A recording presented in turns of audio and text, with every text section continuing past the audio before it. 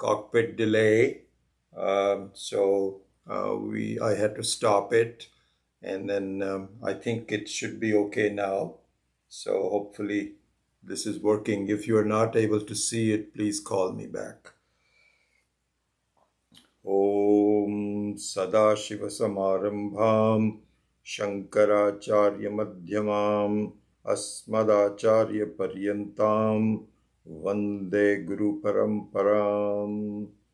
Om Bhadram Karnebhi Shrunuyam Devaah Bhadram Pashyema Akshabhiryajatraah Stirairangaistuštuvagum Sastanubhi Vashema Devahitanyadayuh Swasti na Indro Vriddhashravah Swasti nah Pusha Vishwavedah Swasti nastarkshyo arishtanemi Swasti no Brihaspatir dadhatu Om Shanti Shanti Shanti Om Sahana Vavatu Sahanau Bhunaktu Sahaviryam Karavavahai Tejasvinavadhitamastu ma vidvishavahai Om Shanti Shanti Shanti. Okay, so let's start. Karika number 6.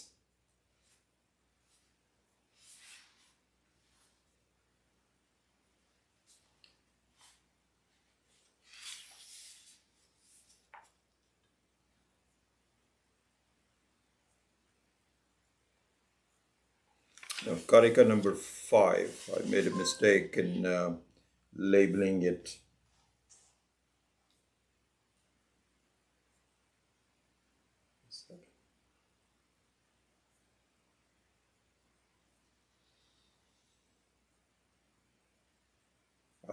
Okay. Thanks for that note, Chandra.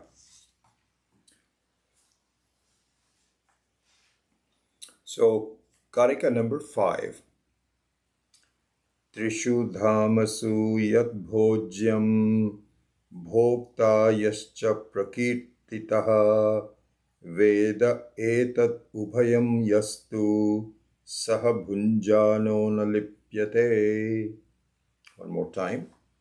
Trishu dhamasu yat bhojyam bhokta yascha prakirtitaha Veda etat ubhayam yastu saha bhunjano na lipyate.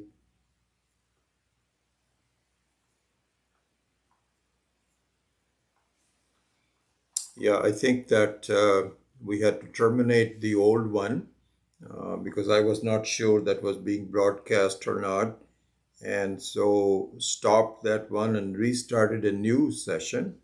And so hopefully you can find a new session.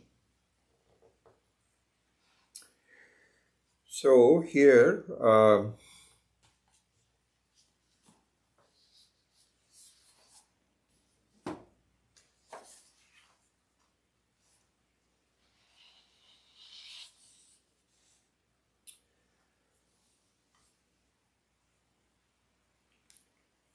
so basically what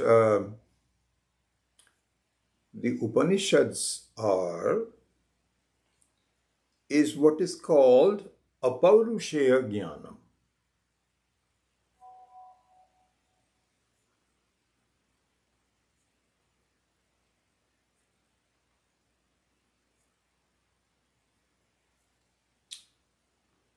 Apaurushaya Jnanam. So Apaurushaya Jnanam means na Purushajanyaha. It is not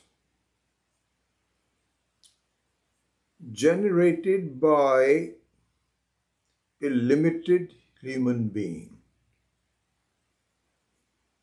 Because all of our worldly knowledges are generated by human beings. They are translated into experiences and described as such. But in this case, because the underlying adhisthana is not even a jiva, it is not possible to describe that within a human being, by a human being. Not possible. So this is what is called apaurushaya jnana. And apaurushaya jnana means it is a natural jnanam of the Vedas, which is always there, as we have seen before, which is the very nature of Ishvara's creation. Part of Ishvara's creation, responsible for Ishvara's creation, not even a part of the creation, it is the overall sense of the creation. This is what is called Apurushaya Jnana. And in this Apurushaya Jnanam, which is given in the Upanishads, the basic aspect of understanding that requires viveka. We've already seen that many times. Viveka means a sense of discrimination. In this case, the Mandukya Upanishad holds a very special place because the discrimination, the viveka, is the ultimate viveka that you and I need to do in order to understand what is going on in my life. And so the ultimate viveka is done in the form of avasthatraya viveka. A viveka based on the three states of experiences. So we have said that before, that this is actually a very strong hint given by Ishvara to say that if you want to understand freedom from any kind of a problem in your life, if you want total freedom, which is your own nature, which Ishvara says that is my nature, and I am not any different from you, and you don't understand that yet. So if you want to understand that, I'm going to give you a hint. And that hint is, start with doing avasthatraya viveka. Means a viveka based on the three states of experiences. And here in Karika number 5, the states are called dhamma, which means the places. So I'll go into that in just 1 minute. But here, the viveka is done in terms of 3 places or 3 states. And as we know, they start from the very beginning of the Mandukya Upanishad. It points out that you must understand that you are not the state itself, but you are present in the states. You are the indweller of the homes. You are not the home itself. This discrimination is the beginning of freedom. And we resist it for a while.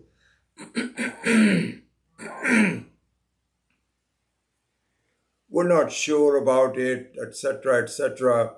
But if we just follow the direction of this apaurushaya jnanam through this viveka, we will reach where we want to go. You can call it a finding of Ishvara. You can call it a finding of yourself. However you may want to, it's all the same. You will get there if you follow the directions of the threefold viveka. So, Mandukya Upanishad starts with the enumeration of what those 3 states are. Jagrat avastha, swapna avastha, sushupti avastha. And then it starts to draw some conclusions from it. So once I start doing the viveka, the question is, so what? What does it mean? How does it help me? It's a hint for what? So now, with the help of the Karika, this fact is carried forward to its ultimate end. So this is how it proceeds. So in this Karika number 5, it points out these facts. So let's proceed on that. So let's go to the word meaning of the Karika number 5. Trishu dhamasu yad bhojyam bhokta yascha prakirtitaha Veda etat ubhayam yastu saha bhunjano na lipyate. Okay. So I'm going to just follow Swami Paramarthananda's translation, which is excellent. Yaha prakirtitaha. The one who is said. Prakirtitaha means prakarshena kirtitaha. Means which is cited, which is referenced, which is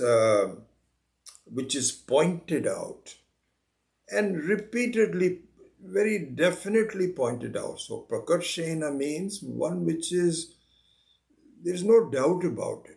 It is done again and again, because that is a fact. What is the fact? This is now being pointed out. So yaha prakirtitaha means the one which is pointed out, one which is said. Bhokta. Bhokta means the experiencer. And so the experiencer means the very thought of experiencing, means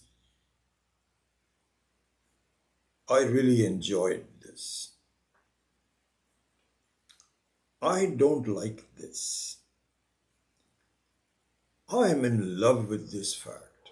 All these kinds of thoughts that we have is the enumeration of a bhokta. Or even when you are eating, for example, when you have dessert. So that means that you are enjoying the sweetness of the dessert. So you are a bhokta. Okay? Then you have, he says, cha yat bhojyam. Bhojyam means what is to be experienced. So now we have a duality. One is experienced. So supposing it's an ice cream. So the ice cream becomes the bhojya. These are all variations on the same dhatu, verbal root. And so in one case it becomes the experienced, and another variation of the dhatu becomes the experiencer. So here both of them are now pointed out. So yat bhojyam and yat bhokta trishu dhamasu. Trishu dhamasu, as I mentioned, was dhama means a place, a house. You know, like I remember in Hindi also, they will say, "Aapka dham kahan par hai?" Means where is your house? Where do you come from? Where do you live? So dhama means a place of living. And so here it's interesting. It's very, very nice to see this. The three states of experiences that we have that are very different from each other are also called the places that we live in. And each place that we live in has its own qualities, its own propensity, its own surroundings. It's like, supposing you have, so if you're extremely rich, one of my wife's clients, several of her clients, this is what happens. It's very interesting. Once you start making so much money, you don't know what to do with. These people are venture capitalists, and they have made tons of money. I mean, hundreds of millions of dollars. You don't need that much at all. So, what do you do? So, what they do typically, from our experience, they start living in different homes. So, they will build a home in Wyoming. They will build a home in Cabo San Lucas in Mexico. They will build a home in Hawaii, one in Carmel, one in San Francisco. They have multiple homes. And at each home that they go to, they have a different experience. That's how they do it. So when they go to Wyoming, we do have a client. My wife has a client that has a house I think it's Wyoming. It's one of those places where you have a lot of fields and so on. So they like the feeling of riding horses and fields and so on. They also have a home in San Francisco, which is in the middle of the town, overlooking the Golden Gate Bridge. Experience there is completely different. So each place has a different experience. This is what you and I enjoy, whether we are aware of it or not, but now we should really put our attention to it. Ishvara has provided us with three homes to begin with the moment we are born. The moment we are born, we are given three homes to live in. What are those three homes? One home is that of a waker, one home is that of a dreamer, and the third home is that of a restful sleeper. These are the three homes. And the experiences of all three homes are totally different from each other.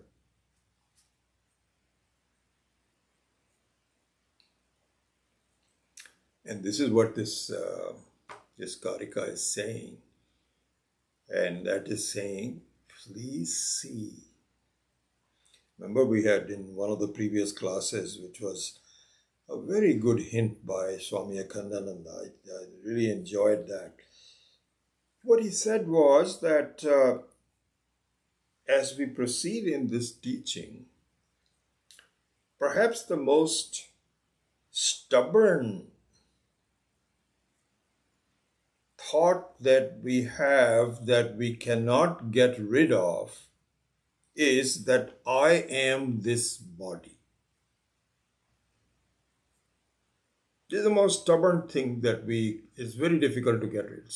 Even swamis and sadhus and mahatmas and so on, the last thing that really they need to develop, to really work on, is the fact that I am the body is so ingrained in our thinking from the moment we are born, and very reasonably. Because if you touch me, then I am touched. If I pinch, if I get hurt, then I am hurt. It's a very normal experience. Swami Akhandananda had said that this being the case, because it is a very difficult one, the viveka that is sadhaka, a real student that wants to go forward with this analysis, the real thinking one should do is that this body is made in the form of a house that I'm living in. I am the indweller of this body. I am not the body. So it's very interesting. Elsewhere it is said, Swami Akhandananda, I was reading his commentary on Brahma Sutra, and in Vishnu Purana, he cites this. I'm not a scholar of Vishnu Purana. When some reference is made, then I can understand it. And so this is the beauty of listening and watching all these Mahatmas and reading about them because they have so much experience. They can bring in all the references from different places. So here in Vishnu Purana, it says that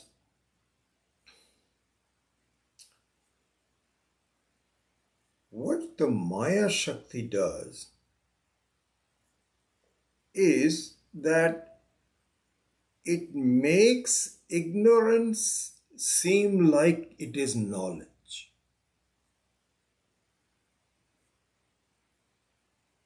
This is what is the one of the effects of so-called Maya Shakti. I mean, that's ignorance. So, taking something which is not true to be true is the hallmark of the Maya Shakti. And if I can proceed a little bit further, because Swami Akhandananda had given a very beautiful example. He says, now look at this. Suppose anger strikes you, engulfs you. Anger. Not just being upset, but really being angry. So he says, let's just analyze. Anger strikes you, engulfs you. At that time, your conduct seems the right thing to do for you at that time. Because you rant and rave and yell at people or whatever it is, or yell at someone. So that conduct seems that's what I should be doing. Otherwise you would not be doing it. You won't be doing that conduct unless you're convinced that this is what you want to do. This is the right thing for you to do. And then when the anger subsides, you realize, oh my God, did I have to do that? Was that the right thing to do? No. Why did I do that? So here's a beautiful thing, that what the anger does is to create a sense of being right when you are wrong. So he cites this quotation. I don't have that book here. I could actually give you the exact quotation, but you can take my word for it. That is from Vishnu Purana. It's a Sanskrit shloka which points this out. What it says is that what Maya Shakti does is something which is totally false, which is not true, you think it is true. This is the right knowledge. Exactly, this is what is happening in our life. Something which is false looks like it is true. Anyway, what I wanted to say was that in the sense of that you are the indweller of the body, this makes all the sense. Why? Because you entered this body and you know you're going to leave it. And you know that it has to be kept up through the proper diet and exercise and all that. It's kind of like making sure that the house is not broken. You are the leaseholder, and while you are leasing the house, you have to keep up with its repair. That part is all truth. All that is true. But you think that we look at it that way? I'm just the indweller of the body. And I am just, we don't. What happens is we have a false impression, I am the body. There's a very beautiful, really, a very beautiful way of giving us the path out of it, that you should see that you are the indweller. So going back to the Trishu Dhamasu, means that I am living in three houses. We have talked about this before. You can look at it several different ways. Another very beautiful way to do that is that just like you have a very popular actor who is well sought after by all these filmmakers, sometimes acts in multiple movies at the same time. Because everybody says, "Oh, no, no, no, no, we need to have you, and the time is limited. Because you are so popular right now, a year or two from now, who knows what's going to happen." We, and the person says, "But I'm already acting." He says, "No, no, no, but spend a couple of hours and we can do it in such a way that." So ultimately, the actor ends up working in three movies every day. Wakes up early in the morning and puts his makeup and all that, whatever the role is, goes to one movie. Then after that, he just takes a break, has some lunch or something, then puts on a different makeup, goes to the movie number two. Then late in the evening, he goes to movie number three. This happens. And what he or she appears as is totally different from one movie to the other. So that's another way to look at it. And here it says Dhamasu. Very beautiful that there are three houses that you live in. Okay, so this is number one. Then let's now proceed further. So he says, Saha Yah Veda. Saha Yah Veda. Right? We have to rearrange the words. Veda etat ubhayam yaha. Yaha ubhayam etat veda. One, he knows both of them. One who knows both of them. Which both of them? Bhokta and Bhojyam.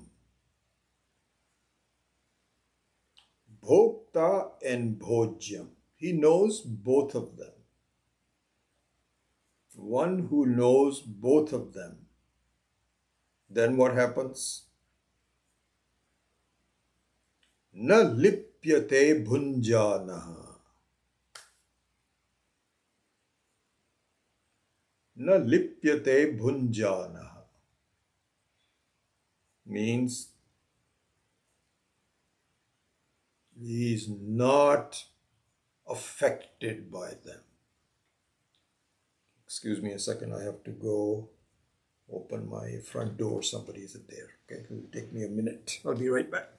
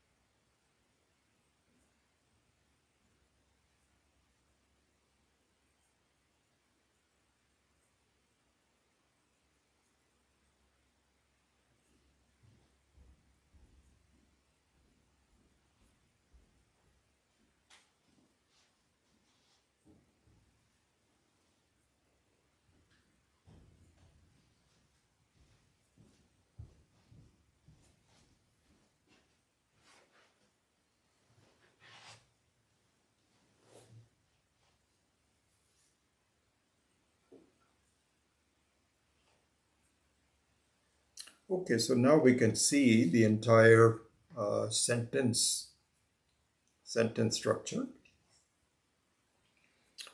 He says, we can just read the English translation by Swami Paramarthananda. One who is said to be the experiencer, and that which is said to be the experienced in the three states, he who knows both of them is indeed not affected while experiencing them. This is the thing. So we will now. So this is just the. This is not yet the teaching.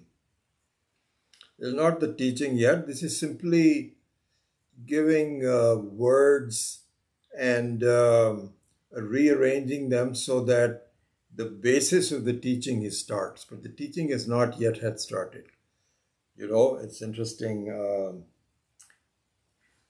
Swami Akhandananda had pointed this out somewhere, which is really a beautiful instruction. Just on this point about the teaching has not yet started. What he had said was, just listen to this part. He says that suppose there is someone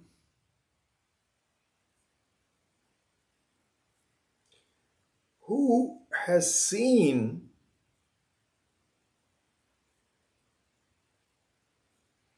some electronic equipment. I'm just he uses some different words, but I'm doing it in the sense of what we are familiar with. So suppose you go to, I'm just giving him one example. Okay, let's look at it this way. Suppose you have some Indian children that go to visit their grandparents in a small town in village in India somewhere. This is the picture that I'm drawing. And this youngster, takes the laptop with him or her to grandparents' place. They're staying with the grandparents in a very small, kind of like a small village somewhere, and they took this laptop. Okay, so the grandparents see this object. They see this object because they don't know what it is, but they see this youngster carrying this object that they see. All right. Then the youngsters, if they're brothers and sisters, they're talking about themselves. What kind of a laptop do you have? They're just saying words now. What he says, my laptop is working not very well because somehow I'm not getting the Wi-Fi signal. My laptop is not working. So the grandparents are listening to them talk like this. My laptop, your laptop. I wish I had brought that one. This one is out of batteries. Laptop, laptop, laptop. They hear the word laptop. Okay. Now, let me point out. Suppose there is a youngster and he asks the grandparents, have you seen my laptop?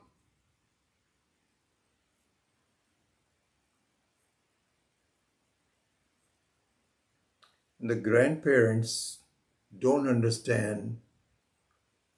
He says, you've been talking about laptop and so on. What is a laptop?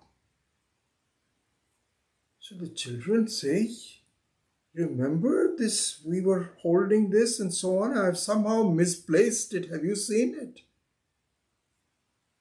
So then the grandparents bring the laptop from another room and say, "Is this what you mean by a laptop?" He says, "Of course. Thank you for finding it." So here's what happened. This is very interesting. So this is what is called, if you were to analyze this, this is called pada and padartha, also called abhidhana and abhidheya. So both in Sanskrit, both of them are used. Let's use the second one, which is interesting. Abhidhana means a name. Abhidheya means the object for which the name is given. Right? So now here's the situation.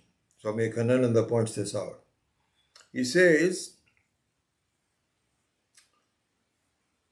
Abhidhana and Abhidheya were known to the parents separately, to the grandparents separately, because they had seen the Abhidheya, a laptop, being used. They didn't know what it was, but they were saying somebody is using all these kinds of things. I don't know what they're doing.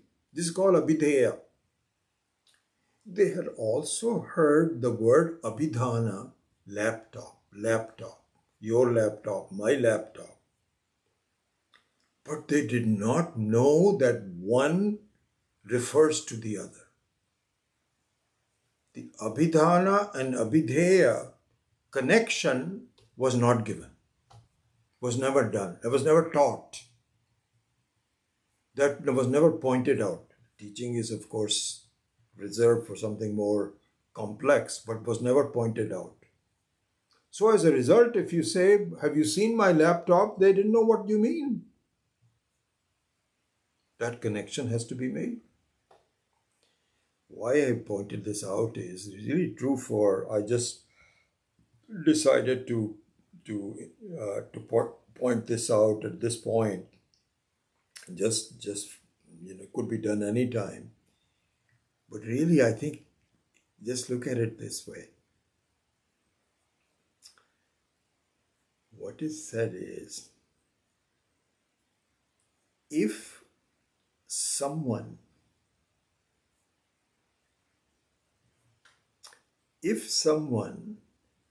were to say, this is the meaning of this Karika, now I'm coming to the Karika. If someone knows both the experiencer and the experienced, no matter what state one is in, what house one is in, what time one is in, if you see both, if you are aware of both the thoughts of experiencer and the experienced, that person is not affected by either one of them. Na lipyate. Okay?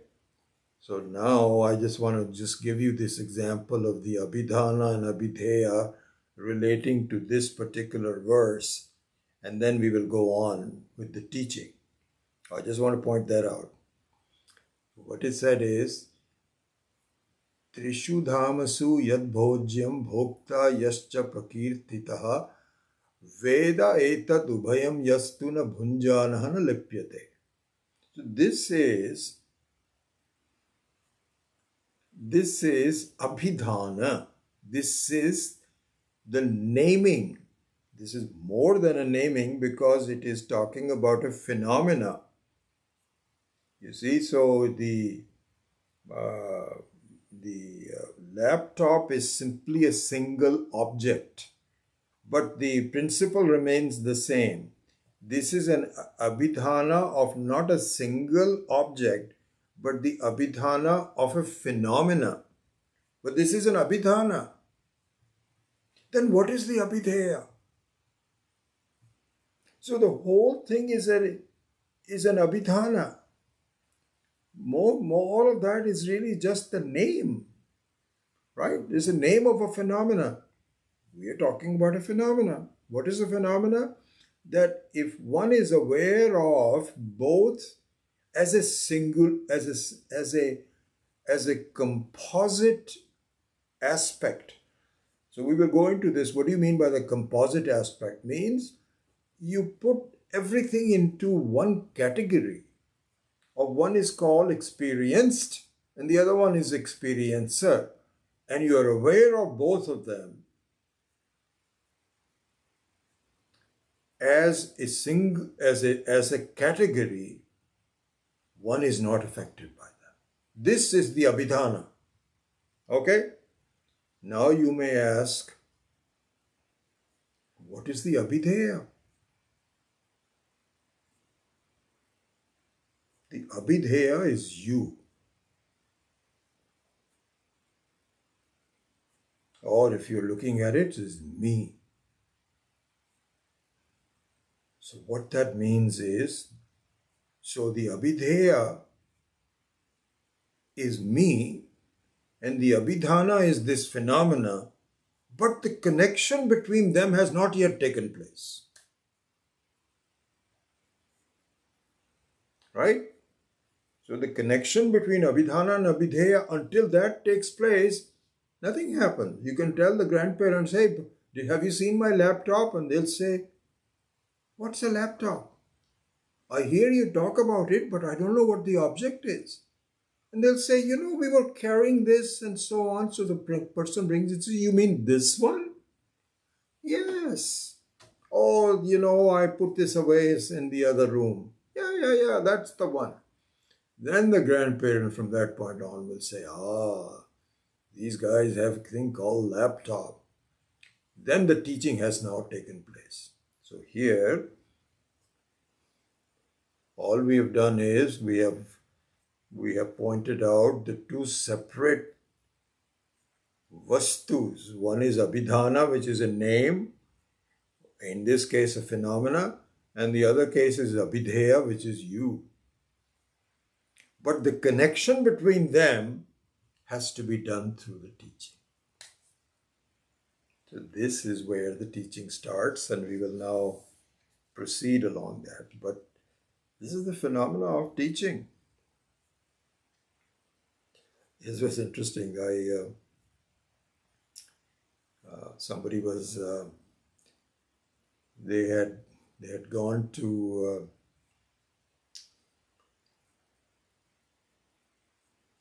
one of the students of Swami Dayanandji visited I don't remember the exact location or somewhere, but they were teaching Bhagavad Gita when he went to India to visit some place.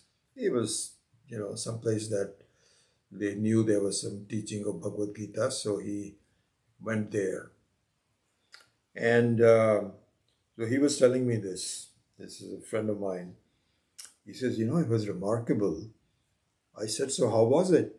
He says, it was remarkable that they will take a verse from the Bhagavad Gita. I have a copy of the Bhagavad Gita right here.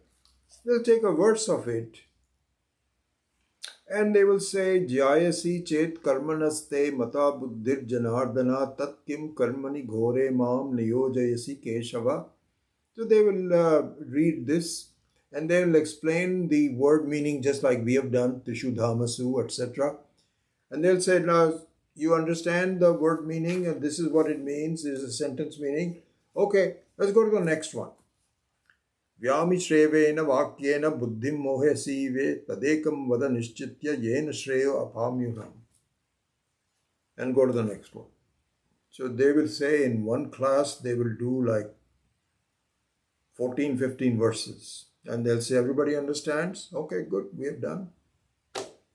There's that's not teaching. It's not teaching. Because all you have done is, you have created an abhideya, you've created an abhidhana, but that connection has not been made. Okay, so anyway, so that's what it is. All right, so let's go into the meaning the relevance of what this is being said. So, going back to this, what what the acharyas have said as the very essence of this teaching. This is how the teaching starts and is given. The essence of the teaching is this. In this state of our self-ignorance, very much like the state of anger, which is not your normal state, you assumed a state and you made it right for you when it was not correct. So similarly, for that same reason, in this state of ignorance, self-ignorance, what we do is, what I see matters to me.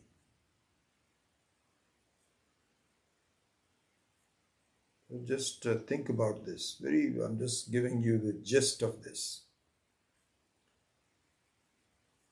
And this is true for all of us. What I am experiencing matters to me. That's what really is what I like to use the same word, what really matters. And who one is looking at these things does not matter to me. This is the essence of ignorance. What I am seeing matters to me. What I'm seeing means what I'm experiencing. Everything about my life. Past, present, future, good, bad, emotions, health, ill health, all those kinds of things. This constitutes, because everything is seen by me. And the seer, I'm ignoring. Because it doesn't appear to matter to me. It doesn't matter. So what? I'm seeing. The main thing is my life, my experiencing. How do I negotiate? How do I get better, etc., etc.? All those are all seen.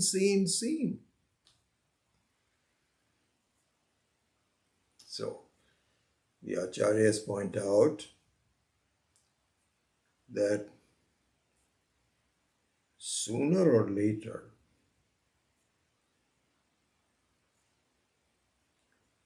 I hope you switch this situation.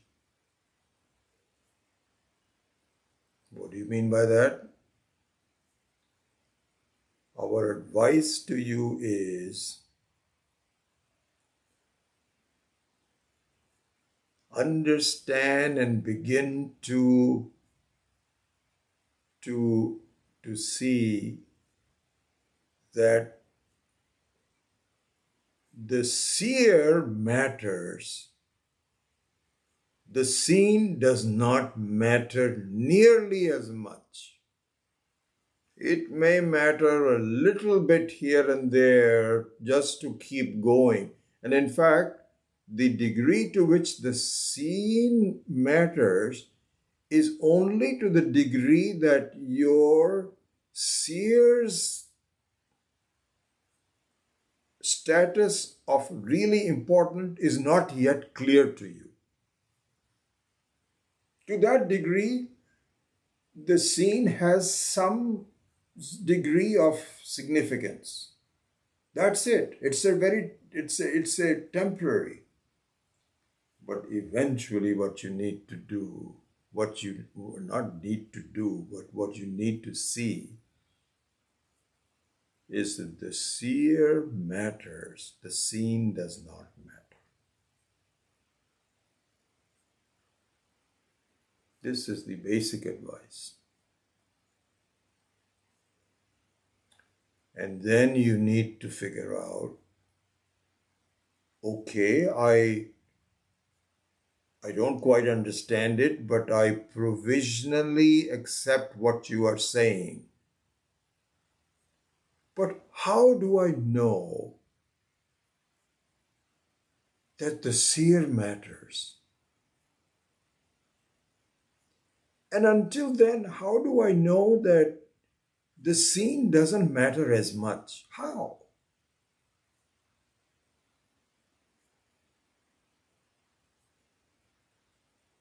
This is where the teaching begins. The teaching takes place, not begins. We've already begun. This is where the Shastra. So the word Shastra, I think I've already explained this a couple of times, but the word Shastra is has two meanings, and both of them are important, but one is much more important than the other. The two meanings of the Shastra is Shasanakarta, and I'll explain that in English in a minute. And the second one is Samshanakarta. The importance of Shastra is Shasanakarta and Samshanakarta. Sashanakarta means the one that gives you the discipline and shows you the way. This is called Shasana. You know, here all the acharyas say that without Shasana, Shasana means to control, to instruct, not instruct, sorry, to control, to make things move in a disciplined manner, is a way of life. Because imagine that there are no rules. So the rules are Shasana. Like, for example, every country has to make a decision that if you're going on a road, the road is divided into two parts, right side and the left side. And then it's up to you whether you want to decide to drive on the left side or the right side. But that you have to drive on one side is Shasana. Not having any rules.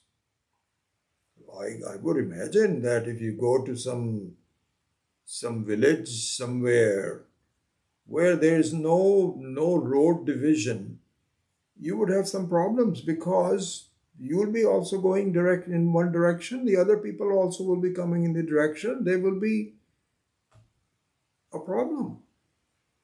So this is what is called Shasana. Shasana means that discipline about rules. You shall do this, you shall pay taxes, etc. is called Shasana.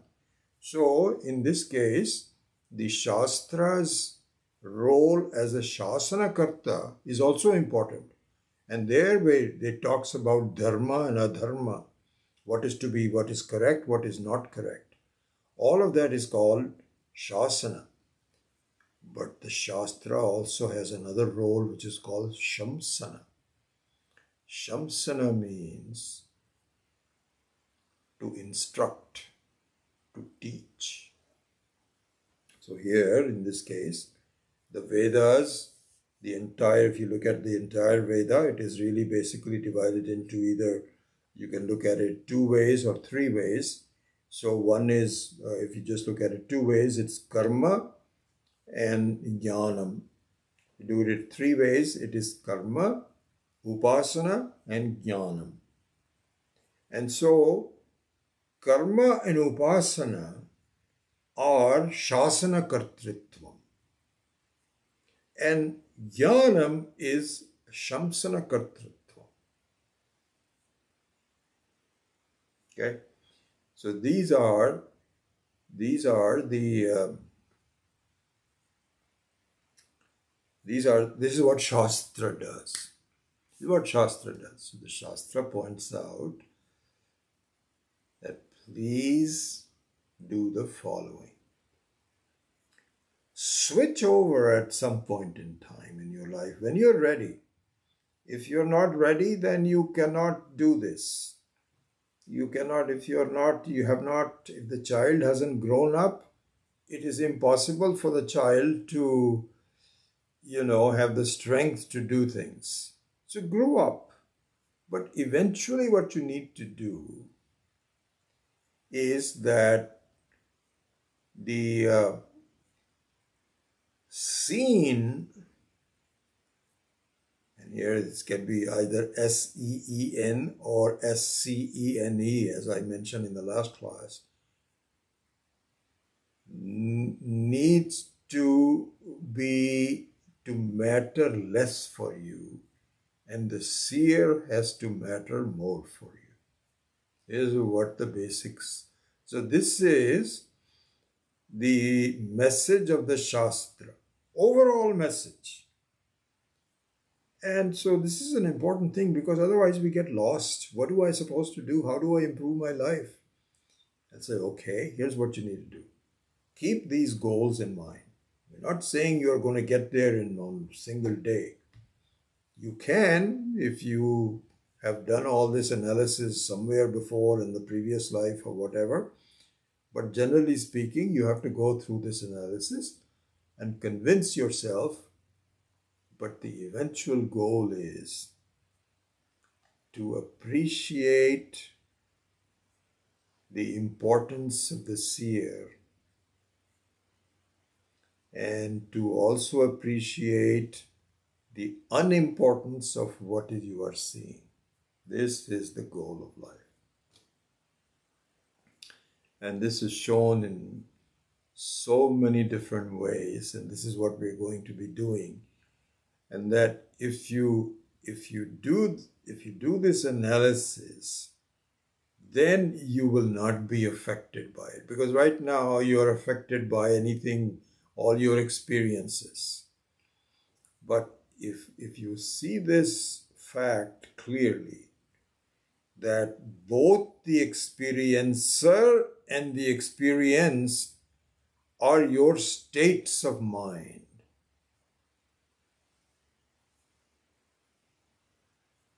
So here, in the analysis of this verse, see what page number it is in Swami Akhandananda's book. So this starts on page 303 and goes up to, it's not that big of one, I think up to 316. Yeah, goes up to 316. In this section, so here in one place he says this, and I'm not going to complete this today because we're running out of time. We already had a problem in starting and so on. But anyway, I'll just say this. This is on page 311. As what I find is that just some simple lines here and there, just kind of thrown into this whole discussion, make a big difference. And so here in this one, I'll just read it in Hindi first and then I will translate it. He says, देखो, ज्ञाता और दृष्टा अलग अलग होता है. ज्ञाता जो होता है वो बुद्धि के द्वारा ज्ञाता होता है, और दृष्टा जो होता है वो दृष्टि मार्ग से दृष्टा होता है.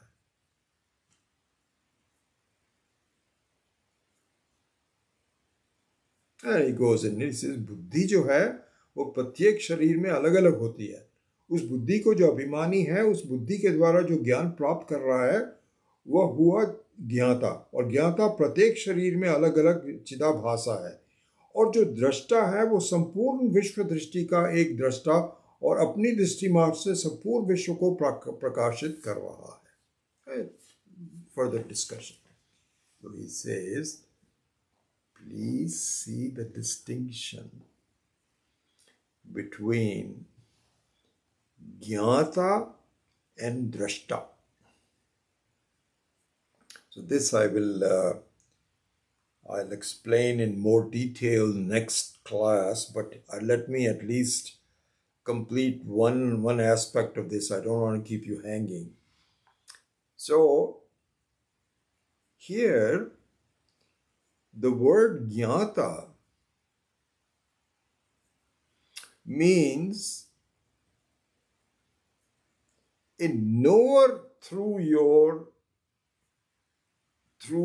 buddhi.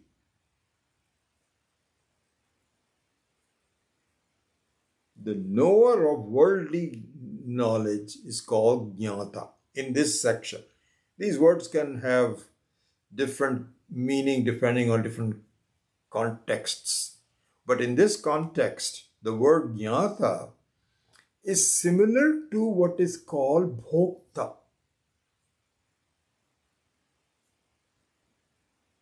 Jnata and Bhokta are similar. How? Jnata means the knower of things is called Jnata. Bhokta is the state of the mind, not of the buddhi. Bhokta means I am enjoying this. I am suffering. I have a pain. I'm relieved. I'm happy. I'm unhappy. This is what Bhokta is. And the Jnata, of course, is at a higher level, which says, I know I am unhappy. Unhappiness is a state of the mind, whereas the knowing that I am unhappy is the state of the buddhi. Right? And the buddhi also draws conclusion. I was unhappy, now I am happy. Here's what happened that made me happy. All those kinds of conclusions is based on the buddhi. But, so that's a small distinction. So going back to what he's saying, Jnata, which is also similar to Bhokta here, and Drashta are different. So this I will clarify in more detail, but let me just say this. Basically what this verse is saying is,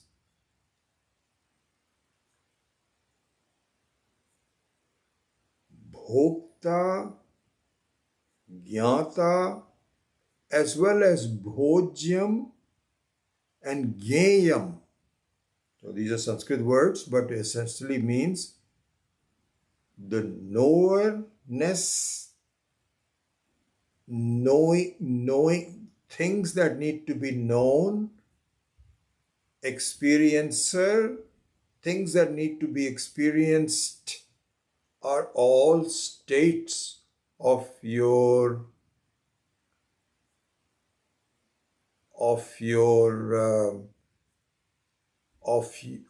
experience. They are states of your experience. You are not the state of the experience. You are the Sakshi that is aware of both of them. You are aware of both of them. And both of them are really, they're like places that you live in. Trishu Dhamasu. So here the Trishu Dhamasu, of course, talks about the differences in the various experiences. But he says, Sri Swami Akhandananda will point out, make a singular quantity of that. Singular quantity means that you don't have to analyze all the various experiences, there's no need to do that. Your life, previous life, present life, future life, your dreams, all of that. The details are not necessary. But what is good is that you look at all three of them as temporary experiences that you have, both in terms of what you experienced and both in terms of the states of your mind as an experiencer. You are none of them. This has to be appreciated. This means that both the experienced as well as the experiencer state of the mind should be clubbed as seen. It should all be clubbed as seen. And at this point in time, you are very involved with that because it seems to matter to you. Right? Because that's how we lead our life. What matters to me is how I feel. If I don't feel something is right, then I want to change things. I want to change the scenery. But I'm very sensitive to what my mind is saying. Am I happy? Am I unhappy? This is what I'm concerned with. In all of this analysis, you are completely neglecting how you came to this conclusion. How did you come up? Well, I know what my mind is, of course, and I didn't like it. I don't like something like this, and I like something else. How do you know that? I know. I know I'm unhappy, and I know I'm happy, so I know. Aha! That is what you need to focus on. That matters much more. What is it that remains the same in and through the various states of happiness and unhappiness? That is the matter of the seer. Because both the experienced and the experiencing, in fact, there are three. So there is the experienced, experiencer, and experience. All three of them are really not you. That this is what needs to be understood. Then you will see the connection between yourself and something that you are not. And something that you are not also has some reality to it, but at a much lower level than you, and in fact it is nothing but you alone. All of this will be detailed in more. But here, in Karika number 5, I mislabeled it I made it Karika number 6. I have to change that.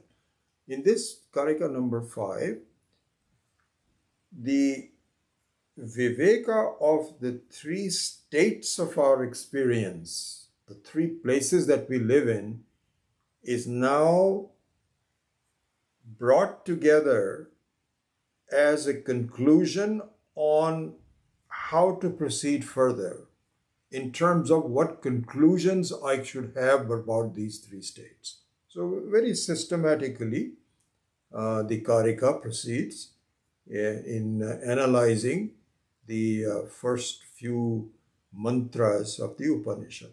This is how it goes, and we'll continue to do this. All right, with that, let me close the class. Om Asatoma Satgamaya Tamasoma Jyotirgamaya Mrityorma Amritam Gamaya.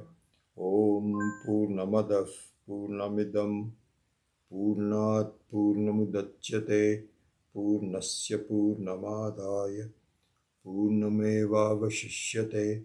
Om Shanti Shanti Shanti. Hari Om Shri Gurubhyo Namaha. Hari Om.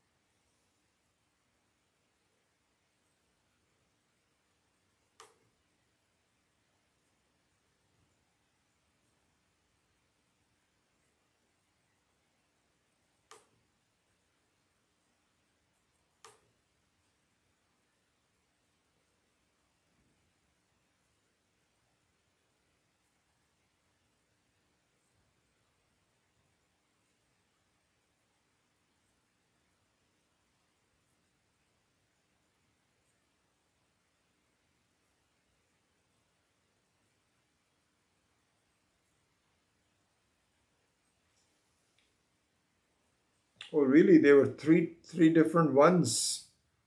Yeah, I saw Chandra. I saw your pointing it out on the WhatsApp. I don't know what happened. I think I know what happened. So, um, I had started the session about 14 minutes earlier than 8:30, and I thought that then I will go back um, and start it a couple of minutes before 8 o'clock. So when I came back, my sign which said publish was missing. So it says past due.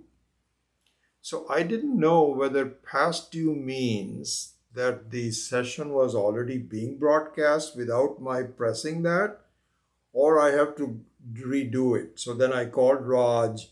So there was some confusion. So I need to, still figure out for the future what to do.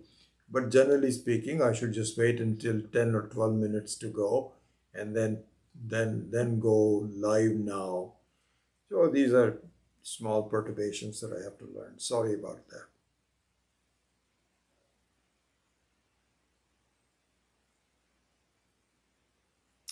So as I had mentioned that we will not have a class next Saturday and the following Tuesday. So we will have a class this coming Tuesday, but I will miss two classes uh, to allow many of you to be able to listen to Swami Muktatmanandaji, who will be here this next weekend. And so if you do attend his classes, then you'll have spent so much time on it that even the next Tuesday, I think you need to get some rest from on these classes. So I won't have that. So we will begin the classes 2 weekends, 2 Saturdays from today. All right.